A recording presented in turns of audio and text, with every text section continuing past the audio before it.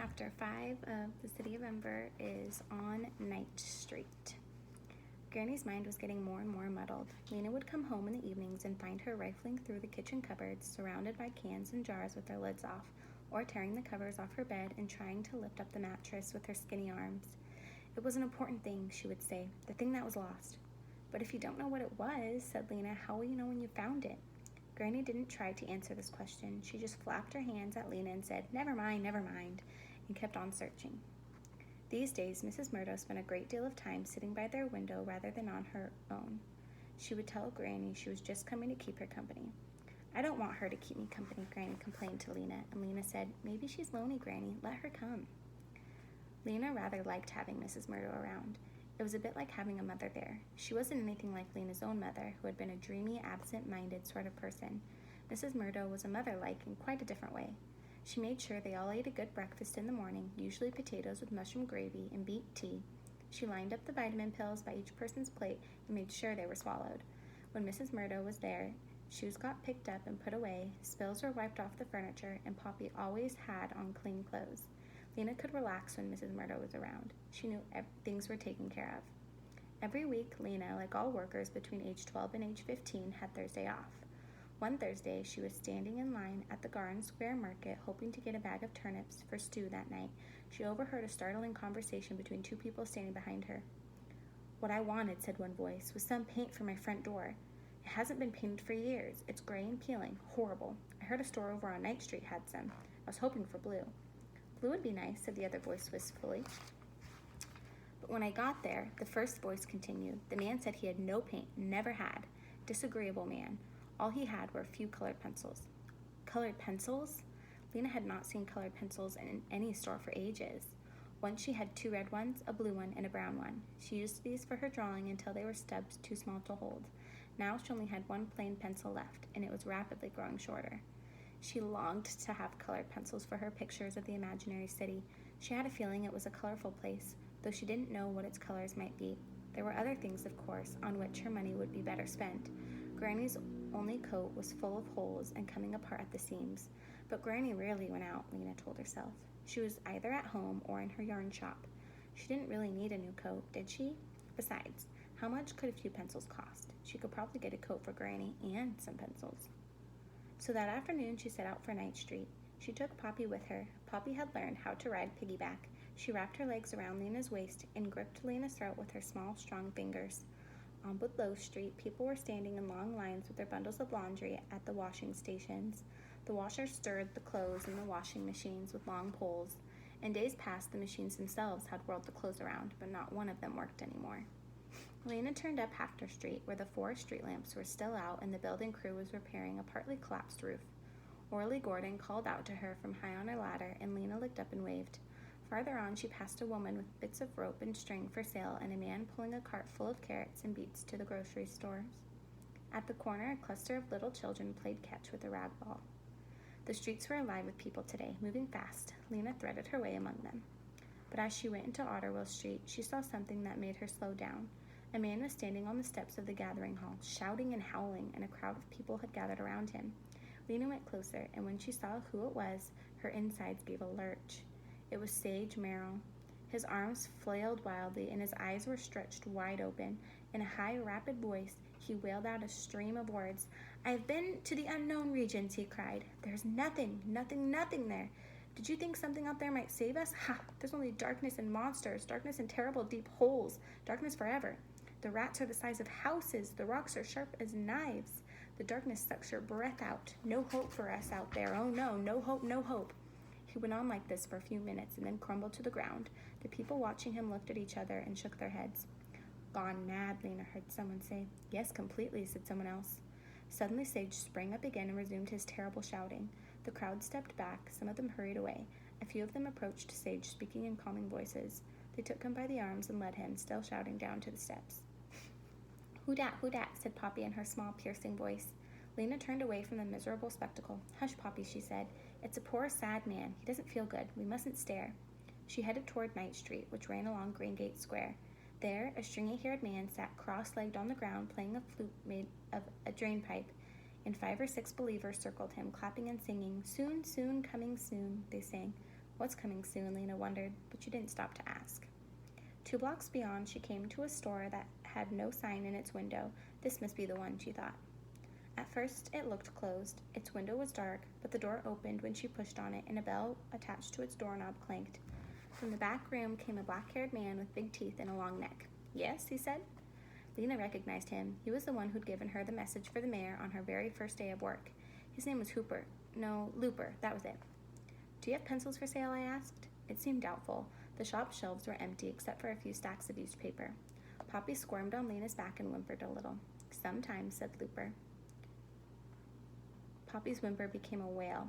All right, you can get down, Lena said to her. She set her on the floor where she tottered about unsteadily. What I'd like to see, said Lena, are your colored pencils, if you have any. We have a few, said Looper. They are somewhat expensive. He smiled, showing his pushy teeth. Could I see them? Said Lena. He went to the back room and returned a moment later, carrying a small box, which he set down on the counter. He took off the lid. Lena bent forward to look. Inside the box were at least a dozen colored pencils. Red, green, blue, yellow, purple, orange. They had never even been sharpened. Their ends were flat. They had erasers. Lena's heart gave a few fast beats. How much are they? She said. Probably too much for you, the man said. Probably not, said Lena. I have a job. Good, good, the man said, smiling again. No need to take offense. He picked up the yellow pencil and twirled it between his fingers. Each pencil, he said, $5. $5? For 7 you could buy a coat. It would be an old, unpatched coat, but still warm. That's too much, Lena said. He shrugged and began to put the lid back on the box. But maybe, Lena's thoughts raced. Let me look at them again. Once more, the man lifted the lid and Lena bent over the pencils. She picked one up. It was painted a deep, clear blue, and on its flat top was a blue dot of the lead. The pink eraser was held on by a shiny metal collar. So beautiful. I could buy just one, Lena thought. Then I could save a little more and buy a coat for Granny next month. Make up your mind, said the man. I have other customers who are interested if you aren't. All right, I'll take one. No, wait. It was like hunger, what she felt. It was the same as when her hand sometimes seemed to reach out by itself to grab a piece of food. It was too strong to resist. I'll take 2, she said, and a faint, dazzling feeling came over her at the thought of what she was doing. Which 2? The man said. There were more colors in that box of pencils than in all of Ember. Ember's colors were all so much the same. Gray buildings, gray streets, black sky. Even the colors of people's clothes were faded from long use into mud green and rust red and gray blue. But these colors, they were as bright as the leaves and flowers in the greenhouse. Lena's hand hovered over the pencils. The blue one, she said, and the yellow one. No, the man made an impatient noise in the back of his throat. The green one, said Lena. I'll take the blue and the green. She lifted them out of the box.